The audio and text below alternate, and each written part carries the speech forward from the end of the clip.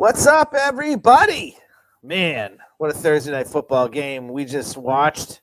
And it's a late night here, so we're going into the Sunday slate. It's my man Lee. It's Sean. We're back, Real Deal Fantasy HQ.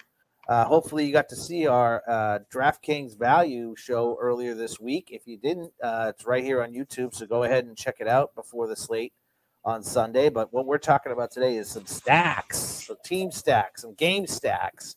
It's really the key to victory. And if you can find a low-owned stack that goes off, that is going to be the kind of one of the secret building blocks to getting you to the top winners pool in any sort of tournament. So, Lee, would before we go into actual stacks for this weekend, when you're looking at slates and when you're looking at where to go and who to attack and things like that, how are you kind of determining the stacks you want to key in on your lineups? Sure. For me, I tend to, and it's something I learned from you was stacking a running back with a quarterback, and especially if you can stack another pass catcher with that as well. Especially with this year, the abundance of pass catching running backs that we're seeing this year, it's a great way to just capture all the opportunities for the points. So for me, I am loving these pass catching running backs stacked with their quarterbacks, stacked with somebody who, on the outside has some more touchdown potential. When you see a quarterback, link up with a running back on a screen and take it to the house, man, there's nothing better in DFS. So yeah. That's why we stack. Yeah. It's interesting you say that. I think the one kind of caveat that maybe I didn't mention when I talked about my strategy and my thoughts behind putting a running back with the quarterback, which no one really does, because the principal thought would be, hey, if the quarterback's going off, it probably means the running back's not having a good day. Right. That's not really the case when I'm doing that. What I'm looking for is an overall game environment where both the quarterback and the running back, the pass catchers, I should say, and the running back are not only going to be most likely involved, but could both succeed. And we talked about it in the value show. I'm very high on the Buffalo Kansas City game this weekend. And while I look at that game as a way that you could attack both the running back and the pass catchers on both sides of the ball, because you think about it, say you have Tyreek Hill going off for another three touchdown game, right? But Clyde Edwards-Helaire has got is 140 yards on the ground. Now he's at 25 points. Tyreek Hill's at 40 points again. You get 65 points from both those things, and then you're getting the double on the Tyreek Hill yardage from Patrick Mahomes. And you can do the same way on the other side with Josh Allen, Zach Moss, and maybe Stephon Diggs, or a double stack with Dawson Knox or Emmanuel Sanders, where both the running back and the quarterback and his pass catchers are getting there for you, because the game environment is one that's going to support that. You don't want to necessarily stack what's going to be a perceived low scoring game, a defensive game, because it's going to be one or the other. So that is a little caveat. It's a great strategy to have. I will tell you one thing that I have adapted the last 2-3 years, really, and it's really since Lamar Jackson has come in the league, and more teams are finding quarterbacks that are mobile, which are fantasy friendly. A lot of times you can game stack a mobile quarterback that he doesn't necessarily have to have his pass catchers in there. So, for instance, you look at a Lamar Jackson game. Now, granted, this season Hollywood Brown has certainly stepped up, but in previous seasons, it's been like Mark Andrews and pretty much Lamar. So you could do a game stack with Lamar and then stack the other team who's going to have to be trying to keep up with Lamar. And when you look at Justin Fields or Jalen Hurts, any of these guys that are going to be able to deliver on your legs. It's sometimes when people are trying to stack, they're trying to fit people in. Oh, I got to stack Devonta Smith with Jalen Hurts, and then Devonta Smith doesn't go off, but Jalen Hurts does. Whereas if you use those spaces on the opposition that's trying to, keep up with Jalen Hurts, It's a better way and a smarter way to team stack. So it's just another little strategy tip there. So, all right. Anyway, let's get into it here. I'll pull up the DraftKings screen. Who are you? Who right now is your your first stack that you kind of want to talk about? Yeah, well, first stack I want to talk about. You want to talk about high scoring games, and I think this team is posed for a high scoring week, coming off of the loss against the Jets. I'm looking for the Tennessee Titans to show out this week. So some of the guys I'm looking at, obviously Ryan Tannehill, start. I'm going to go with Josh Reynolds, presuming that A.J. Brown and Julio Jones are both going to miss this game with their injuries. Josh Reynolds is somebody who slides in as the number one, who I'm absolutely going to love stacked up with Ryan Tannehill. Also going to add to that with Derrick Henry, who I think is going to run all over them. And then I would actually run that back with Laviska Shenault as far as some correlation on the other side to get some of the catch-up points that I presume Jacksonville is going to be getting. Ketchup? Who's got fries? Sorry, that's a dad joke. Dad it up, bro. It's interesting that you have this stack here. I think it's a very it's going to go very underrated. I think Derrick Henry is going to be extremely popular. I don't think Tannehill and his pass catchers are going to be popular. If AJ Brown does play, maybe that changes, but I don't think they're going to be popular. What's interesting though is I think the Jacksonville pass catchers are going to be very popular. Both Shenault and Marvin Jones did not get price increases despite the news about DJ Chark. Both are extremely cheap. You know that they're going to be throwing. I think they're going to be very popular. I do think that Trevor Lawrence is going to be popular too. But let me throw something out to you. What do you got? What if you triple stack with this guy? I love me some Dan Arnold. Sure. Now here's the thing. This is a dart throw, right? This is not like I'm saying, hey, this is a lock. Of course. They did trade and pay Dan Arnold. And now that Chark isn't there, you're going to have some receptions that are going to targets. I mean, that are going to go somewhere. I'm not in any way suggesting you replace Dan Arnold in a stack with in a stack either with Trevor Lawrence or in this game stack with Ryan Tannehill to replace Dan Arnold there. But I do think it's a very contrarian way to game stack this if indeed Shenault and Jones are as popular as they are. So that's just my thought there. I love it. I mean, it's a very friendly very friendly tight end offense out there in Jacksonville. I agree.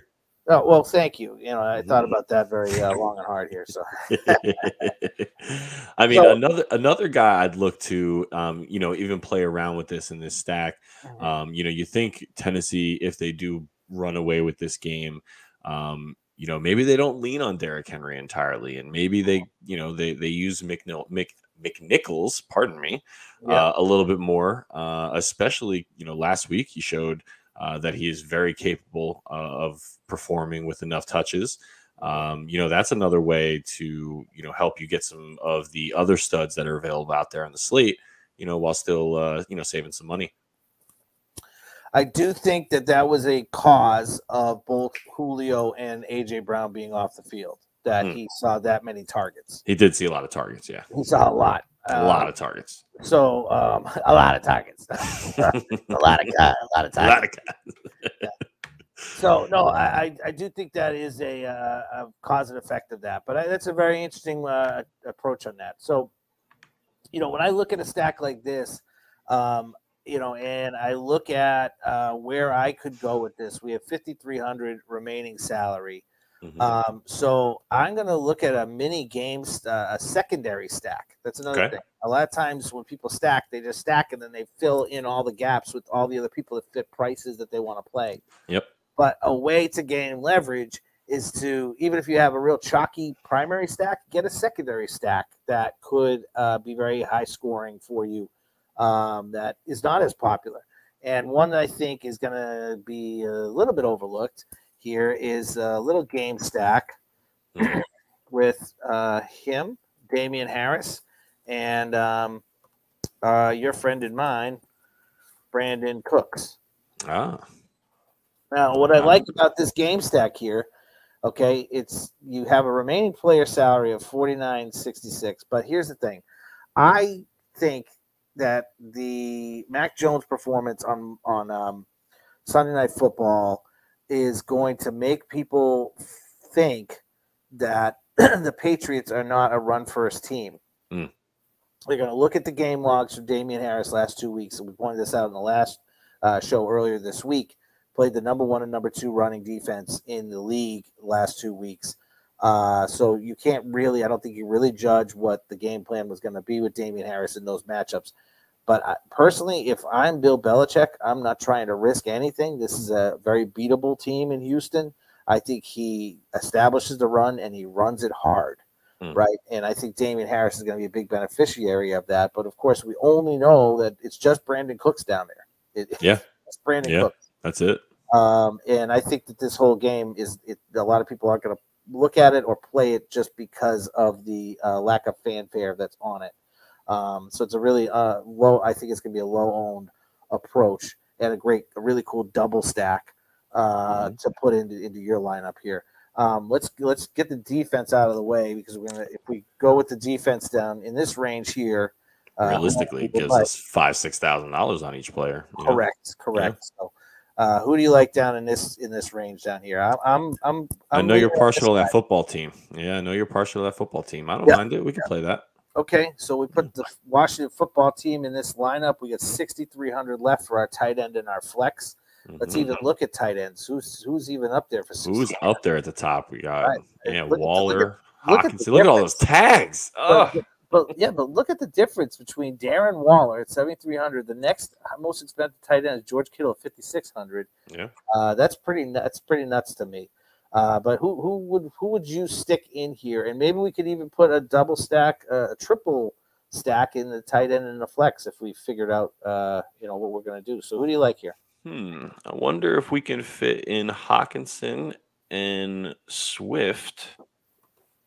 Let's see. We got $7,100 left. So we can fit in Swift for sure. You could definitely fit in Swift if you wanted, but I mean, why wouldn't we want to take our man Debo? Yeah. All right, so let's look at this lineup here, right? So we got a nice game stack with the Tennessee Titans and the Jacksonville Jaguars with Tannehill, Henry, and Josh Reynolds and Chenault. Yep. Now, the big piece in this lineup, of course, we're building this now, so we have time to switch. But if we get news that A.J. Brown's out, maybe you're switching Debo at that high price for A.J. Brown and using something else in place of Josh Reynolds. Just my opinion. Sorry, this Coors Light is just too delicious there. And then we got Hawkinson and Debo at the end there, two high-value players. So I think it's a really cool lineup, man. That's a great way to use stacks. Double stack that with that Patriots Houston game. I think it's pretty cool. All right, so I'm going to build one here. I'm going to start with somebody that I had my eye on here earlier tonight. Going down pretty far. Yeah, we're going to come all the way down here to Justin Fields. Okay. All right. We're going to play the chalk and stack him with his new shiny toy. New running back mate or? Darnell Mooney. Yeah. Oh, Darnell Mooney. Yeah, 6 targets, 120 yards. Yeah, I'll take it. Right, and then I'm going to run this back with my friend. I feel like you're a Cole Kmet. Yeah, I feel like it was a. I'm going to say the big man, Darren Waller. Oh, I see. I'm going to double stack this with the running back, Joshua Jacobs. Right there. And his iffy ankle. Yeah. Iffy ankle, but, we got a lot of question marks this week, but, hey, do we ever? Trying to figure it out. So I don't know why. I think this is another game that's going to go overlooked. I think that people are going to pay a lot of attention to Damian Williams in place of what's his name? David Montgomery. David Montgomery, excuse me. I don't know what's going on with Allen Robinson in this lineup, in this team. Right now, I think Justin Fields has this man crush with Darnell Mooney, which is fine. He's super cheap. And if he's getting the targets, I'd like to play him. I don't think people are going to pay up for Darren Waller, at that price. I think he's going to be very low owned just because of the price tag. We looked at the tight end disparity. I mean, a minute ago, we just saw it.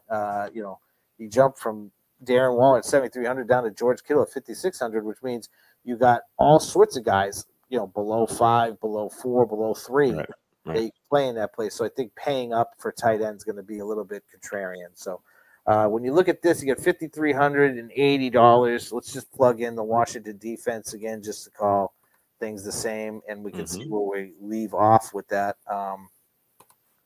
6,150 for a running back, a couple wide receivers, a flex. What do you think? You want to put another stack in here? You want to build something else in here? Yeah, I think. Let's see. I think I would go in. Do a stack with I'm gonna do the San Francisco Arizona game. Very high scoring game. I like it. Very high scoring game. Tell me you're gonna put James Conner in this line. I'm gonna take James Conner. 2 touchdown James Conner. Yeah. Okay. And on the back end, I think it's finally the return of the Brandon Ayuk. Oh, really? I think it's about dang time. And the reason I think that is because I think the offense is going to change a bit with Trey Lance under center. Brandon Ayuk is a guy who gets into space, and he gets into space quick. He doesn't need a lot of time to let the route develop, and that's what a rookie quarterback needs. I think that's the reason why Darnell Mooney's been so successful.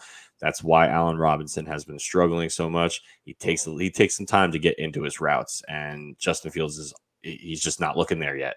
I don't know if that's his first progression or whatever it is, but I think that's the difference. And for me, Brandon Ayuk, he gets off the snap really quick. He beats press. He gets over the middle quick. I think we could see a ton of crossing routes for him. Here he comes. It's finally time. It's finally time for Ayuk to make his return. You know what's an interesting observation there when I think about that? We saw that one game. Was it week 3? It was like 2 weeks ago, right? Week 3. Yep. And all of a sudden Ayuk was back. Yep. And then he just disappeared. And I do have to wonder if Jimmy G had stayed in that game longer, if Ayuk would have been more involved last week. I don't know. It's an interesting question.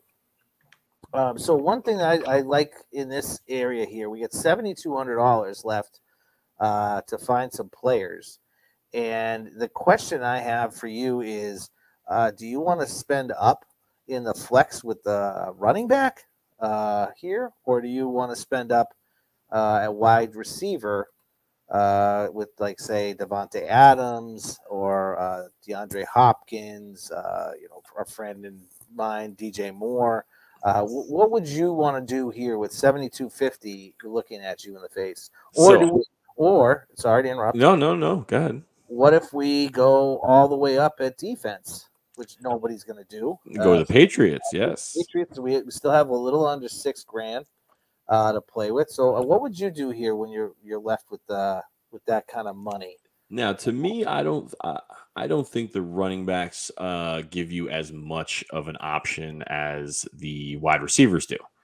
So for me, I'd probably spend up at running back here and look for the value, that I can get in the wide receiver. So for me, I'd probably spend up at the running back, go somewhere in the range maybe of, I'd want to say, Well, let's look who's in this range here. So 7,250. We know we don't have to. We can go over that money for a running back. We could, right? And I was thinking maybe earlier this week we talked about values of wide receivers. So right, I was talking about. I'm thinking Aaron Jones here. Okay. I do like his potential this week. And then what does that leave us? 6,600 for a wide receiver. And look who's. I mean, I can get Adam Thielen for $6,600. How do we not talk about him as a value? How did we not talk about him? Please plug him in, sir.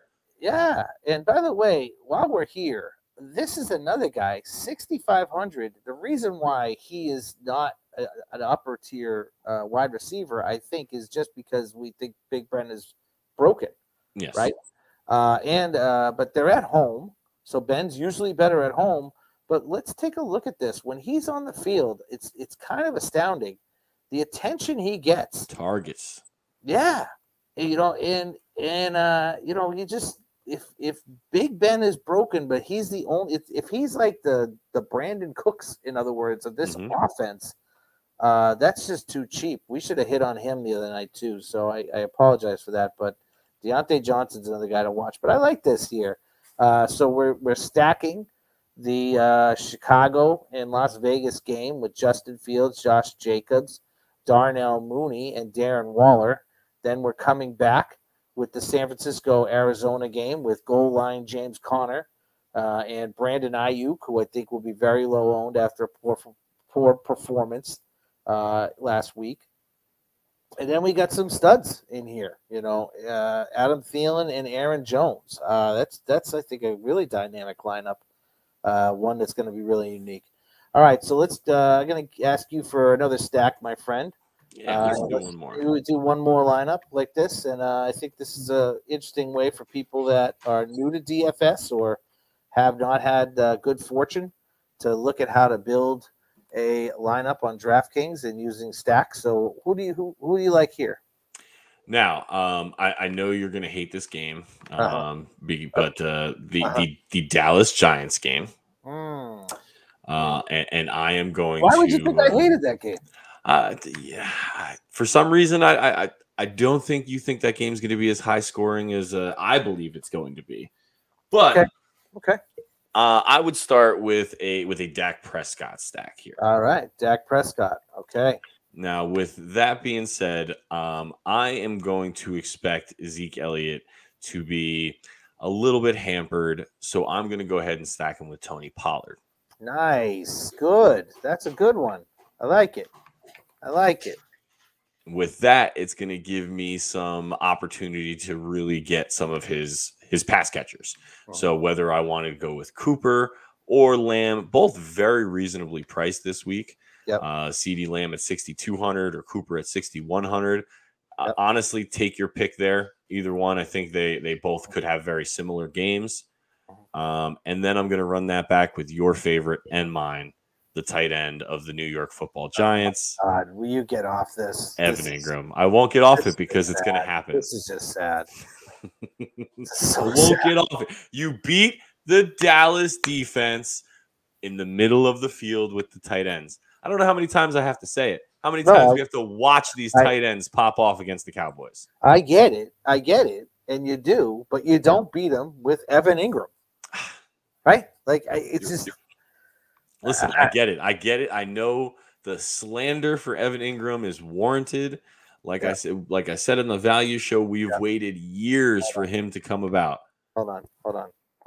I want to read the story on Sterling Shepard here. What's the latest news? I wouldn't be. Shepard didn't practice Wednesday. Oh boy. I wouldn't. Same goes for Darius Slayton. Here we go. Yeah, exactly. Oh man, you might be right. 10 targets, Mr. Ingram. You might be right. 3 in the red zone. You know who I like here in this game though is this kid here, Kadarius Toney. Yeah, I like that a lot. Here's the funny thing about CeeDee Lamb. I think that if I'm gonna do anything here, I'm gonna take Cooper out. And I'm going to keep Lamb in, and I'll tell you why. I think he is going to be very low owned. I think he's going to be under 10% owned. He's had 2 down weeks. And, you look at the price tag has come down. I think this is the type of situation I've seen a million times where a player that came out, just firing on all cylinders, has a couple bad weeks, his price drops. When people are clicking around and trying to find that number one receiver, he's no longer in that top section of the chart. I think you can get CeeDee Lamb this week for very low ownership. I think he's going to have a good game. I think this is the bounce back game. The Giants, fine front seven, not as fine secondary. Dak finds a way. I like this stack. I will tell you though, my problem with Tony Pollard is I'm not convinced that every game is the same. Okay. I think that you look at actually, if I'm not mistaken, last game he had more rushes than he did receptions. He had no receptions last game. Yeah, so I think that last 2 games, if I'm not mistaken. Oh no, 1 reception. That's my only thing with Pollard. I think it's a fine choice, definitely a salary saving. If we go with our defense of the week here, the Washington football team at 2,300, we get 72-66 to build from. This is a great way to attack this game, and do it in a value with a value sense, a value hat on right now. It's going to be a high scoring game. I don't know why you think I don't like it really. I just don't like Evan Ingram, but I do like this game. It's going to be very high scoring. It's an interesting way to attack it with Pollard instead of Zeke in the running back. Again, low owned CeeDee Lamb. So when I look at having $7,200 on the table, there's only really one way I want to look at that, and I want to try and capture as much more value as I can, so I can stack a game that I think is going to have a lot of upside. And when I think of a game that's going to have a lot of upside, believe it or not, it's Green Bay and Cincinnati.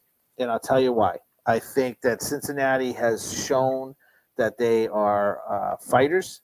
I think that they have shown that they are going to stay in games. They're going to try to stay in games as much as possible. And Green Bay's defense, for all the hoopla last season, they seem to forget about it this season. I think this is going to be a sneaky high-scoring game. I don't think people are going to play Devontae Adams. He's also had 2 down weeks, yet his price has not dropped. So I think that this is a way to attack this game. And believe it or not, I don't believe Joe Mixon is going to play. And if you want to talk about value, we're talking about this guy. Yep. Which Samaje Perine. Which leaves me $9,600 in the flex. Now, here's why I'm building this lineup this way right now, right? I'm looking at this from a perspective of it's probably going to change by the time kickoff happens. And the reason why it's probably going to change is I could lock in Derrick Henry right now, right? But if Christian McCaffrey's playing, I have the ability to switch to McCaffrey before kickoff at 1 o'clock. But even if I lock in Derrick Henry right now, that easily leaves me $600. Maybe we get a little bit better on defense here. We come up a little bit. Who we have here? Maybe the Raiders. Crosby takes care of Justin Fields there, right? Or we could come back here. Maybe we don't like Kadarius Toney as much. We already have Evan Ingram stacked. We're going to come back with the Washington DST, right? And we're going to put that in here, $2,300. That gives us $4,600. So we see who else can we find for $4,600. How about Rondell Moore in that San Francisco-Arizona game?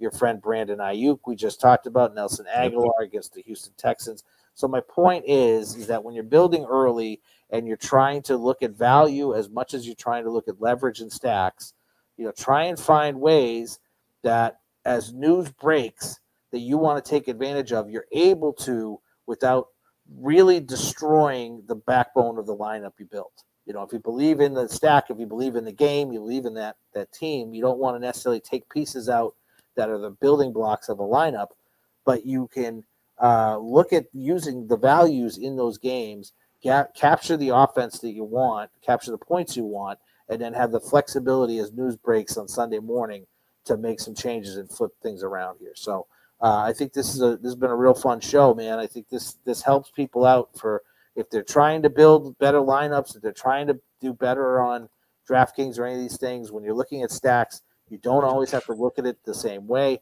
Like Lee said earlier, if you're in a really, really offensive heavy game that's expected to be high scoring, take the quarterback and the running back, capture all of those points, the pass catchers and the running backs. If you have games that you think are going to be very interesting in different ways, stacked differently, you can build a primary stack like a Sam Darnold and DJ Moore. You can run it back with a Zach Ertz. We did that on the value show earlier this week. And then you have plenty of room in the middle to do a secondary stack, maybe a game stack that you think is going to go a little under-owned or under the radar, that is going to be high scoring, that you could put in a secondary piece in there.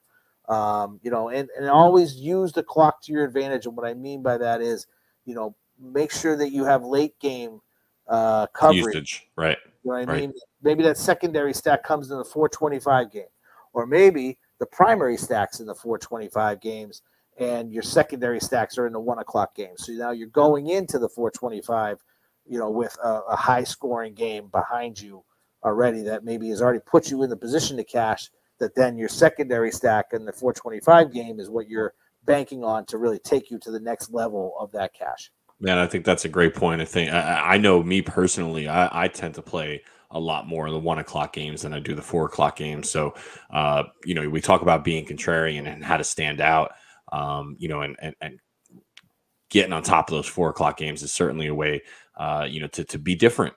There's a ton of times I check those lineups and everybody's got the red clock because they're running out of minutes left when it comes to 4 o'clock. So, man, there's no better way to climb the leaderboard than, watch you go up when nobody else can go up with you. Yeah, I mean, you always got to assume there's more 1 o'clock games than there's 4 o'clock games. So most people are going to build all their lineups in the 1 o'clock games. There's going to be more people than you think that don't even have any exposure to the 425 games. Right. Big time mistakes. Another thing that people do all the time, you really be shocked by how many times they do it. They use flex spots for dart throws. They use flex spots for low price players. So then, they've heard somebody talk about late swapping, and the place the late swap would normally be your flex spot, but your flex spot has got a $3,000 player in there. Suddenly you're lacking points, and you're looking at swapping a $3,000 player. Well, there's not going to be too many $3,000 players to swap it with. So, especially with only 3 games left. Be wise about your lineup construction. I mean, for quite frankly, I think I had Derrick Henry in my flex in every DFS lineup I had last week. Right. But the reason why I had him in there was because I had some questionable running backs there that were going to be in the later games. So I knew that I was going to only be swapping my running backs. I was happy with my wide receivers. I was happy with my quarterback. I was happy with Derrick Henry. So I used my lineup, the way I needed to do it, because I knew if I was going to have to swap something out, it was going to be at running back. I didn't have to make more decisions, right? I just knew I had to do that. So, be smart about how you're building your lineups. Be smart about using stacks. You can see, by the way, just if you play DFS, if you watch football, you can see when you're looking at the games, what games are going to be the most popular. And the ones that are going to go a little bit overlooked that you might believe in, make that a secondary stack on top of a primary stack, gain some leverage, just build a better lineup. Yeah, no, man, absolutely. Some great points today. I loved getting to talk about stacks. I think it's a big foundation when it comes to building your DFS lineups. For me, it's where I usually start, and then I kind of build from there. Going back to that flexibility thing, for me, usually the highest player is the one that I'm slotting into my flex position. And then it gives me the most flexibility, when it comes to, in this world, there's no more set it and forget it. You could be 335 getting ready for a 425 game, and all of a sudden somebody tests positive for COVID, and now everything's all thrown through a loop. So in this world we live in now, there's no more set it and forget it. You are on top of it until the final, kickoff goes off. But yeah, man, I absolutely love doing the show. I'd love to be able to do it again, week after week, highlight some of the stacks that we got going up. I know you hate this Dallas Giants game, but I really think it's going to be the highlight of the weekend. But, hey, let's come up with a lineup. Let's stack some Cowboys and some Patriots. Let's ride our teams this week, huh? I'm sorry, is Lee's transmission breaking up? I can't hear him. Hold on. What's that, Lee? Oh, you wanted to say play Zeke this weekend? You got it, buddy. You got it, buddy. All right. Well, listen, we can't hit them all. We can't hit them all. All of our picks. I know some people complained about a couple picks this past weekend, but guess what? Nobody else was talking about Big Donald Parham. Yep. Right in the showdown in the first quarter, running along the back line, the baseline of the end zone. There he is. So, what we can do for you is only help you to build better lineups. That's why we're here talking about this stuff for you. Weekend article will be out on hopefully Sunday morning, and you can enjoy that. And then look forward to the showdowns and all that other fun stuff that's coming. And Lee, I wish you a ton of luck. We're going to have a contest between the two of us on DraftKings. Yes, we will. We talked about it earlier this week on the Value Show.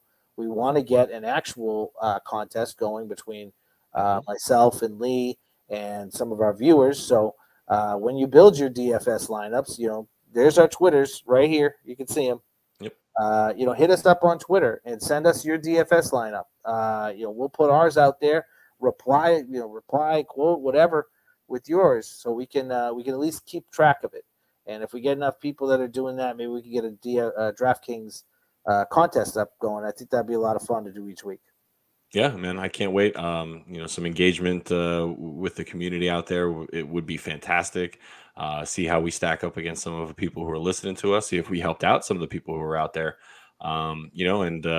Like you said, man, we can't hit them all. For every one we get wrong, we're gonna get a Jamison Crowder, right? And for the love of God, Kyle Pitts, get in the end zone, please. I know. Get in the end zone. That's all I want. Just one day. You're killing me. You're killing me, Smalls. You're killing me. Just one time, Kyle, please. Okay. With that, this is Sean at Delray Boston. That's Lee. Maddish like a radish. Back, last name first on Twitter. And we are with Real Deal Fantasy HQ. Make sure you bookmark, watch realdealfantasyhq.com. We'll have a ton of content coming this weekend. Have a good night. Have a good day. Because we're recording this at night, but you're watching this during the day. And good luck in your contests. Hashtag make that money.